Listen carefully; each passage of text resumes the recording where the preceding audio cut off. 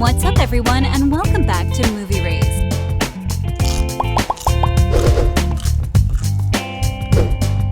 Did you guys know there is an organization that did everything to remove 365 days from existence?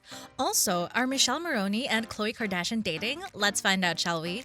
365 Days started its journey on Netflix back in 2020, and yes, this is the most streamed film of 2020. The film did so well that it eventually led to 2 additional sequels.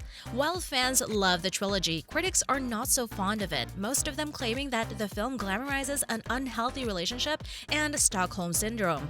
This doesn't mean the film didn't do well at the box office, and well, even if you haven't seen the trilogy, you have most certainly heard about Michele Morrone, who plays the handsome head of a mafia. The controversial film follows a plot in which Massimo kidnaps Laura, a character played by Anna Maria Sieklucka, and tells her that in order to fall in love with him, she will live in his palace for 365 days, hence the title.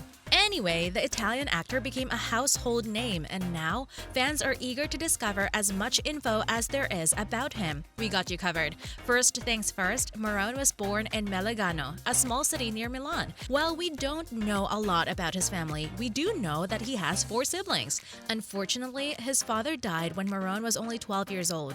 But is he married? Well, no. The actor is not married, but he was not a long time ago. Since Marone went through a divorce, he was forced to change some things in his life, and according to him, going through a divorce was the most difficult time in his entire life.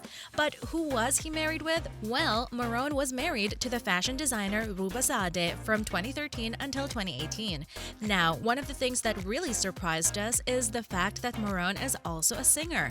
Not only is he leading a successful music career, but one of his songs is even in 365 days. For those who didn't notice, Marone is the voice in the song Feel It. If you want to hear him sing, just type Michele Morrone singing on YouTube. You'll be surprised by his powerful voice. Now let's get into some behind-the-scenes secrets. When I'm not here, you're alone, and you walk by your own. According to Netflix, you need to smash that like button if you haven't done it already. Okay, let's be honest here. Out of the entire franchise, the first film is without a doubt the most controversial one. Remember that scene in the airplane? I mean, how could you forget such a thing? Apparently, the author of the book and one of the producers of the film was really scared of what kind of reactions this scene would cause. She also knew it was really hard to film such a scene, and so she offered to perform the scene herself. Yes, guys, she offered to play the role of the flight attendant. The production company, however, refused her offer, and Ewelina Plizga got cast for the part. When Blanka Lipińska was asked this same question, her answer caused a lot of controversies. When asked what her favorite part of the screen adaptation of her novel was, she said, "The sex is great." Okay. We previously mentioned that there were a lot of negative reviews upon the release of the first film, but most of these reviews came from Polish critics. These critics simply claim the film is bad as they criticized the performance and, of course, the anti-feminist messages. A lot of viewers think the film is misogynistic. That's not all. The anti-rape organization Pro Empower wrote an open letter asking all companies to remove the film from their websites. Another thing that proves 365 Days is a poorly made film is the fact that Blanka Lipińska is the second writer in Rossi history to win the Worst Screenplay Award for adapting their own work. I'll be honest here, 365 Days is not a cinematic masterpiece. Let's be clear about that. But we need films for which we don't need to use all our brain cells. We need films during which we'll simply chill. Don't you agree? Now, the question bothering most fans is whether Marone is dating Khloe Kardashian. What the hell are you wearing? A couple €1,000 of yours. Is this the new Hollywood couple we'll obsess over? Let's find out. A couple of months ago, fans were basically convinced that Khloe Kardashian was dating 365 Days actor Michele Morrone. The pair were spotted together during the Dolce & Gabbana Milan Fashion Week show. However, Khloe and Michele are not dating, at least according to them. His rep shut down the rumors in an interview with E! News, saying there's no relationship to speak of at all, and adding that Khloe was very nice. When asked about the fact that they were pictured together, the rep said the two were asked to take a photo together at the DNG show. They obliged. Well, fair enough. They would look great together though, don't you agree? But as previously mentioned, it looks like Marone is enjoying his single life. Ladies, what are you waiting for? Jump into his DMs already. Now, let's go back to those mind-blowing behind-the-scenes secrets.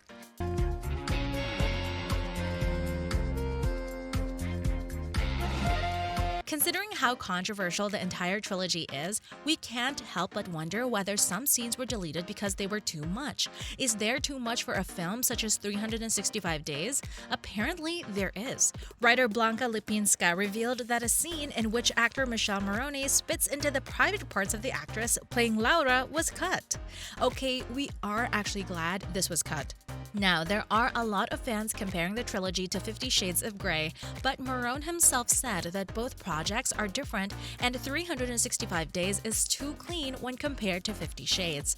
According to the actor, 365 Days is just like the book it is based on, unlike 50 Shades, meaning that 365 Days is more explicit than 50 Shades. Following the first film's premiere, a lot of fans were convinced that Laura and Massimo were really doing it in order for the steamy scenes to look realistic. When asked whether those scenes were real, Marone said no, and the scenes look real because both he and Sieklucka are professionals in their work. When asked what was the most difficult scene to film, Michele said it was the scene. It was really difficult for me because I got on set and I met this girl. Hi, nice to meet you. And after 2 minutes I met her, she starts me. I couldn't just act the part because as soon as she was starting, I could hear people around me giggling and I was like, what the fuck, just be serious. Interestingly enough, Marone's life changed completely after he got cast in the popular Netflix trilogy. Before getting cast in this film, Michele had already given up on his acting career because he had no luck with any roles. In fact, he wasn't even trying to get a role. He was recently divorced, he had no money, he was depressed, and believe it or not, he was working as a gardener in a small northern Italian village. According to Netflix, you need to smash the subscribe button and notification bell so you'll never miss any of our videos in the future.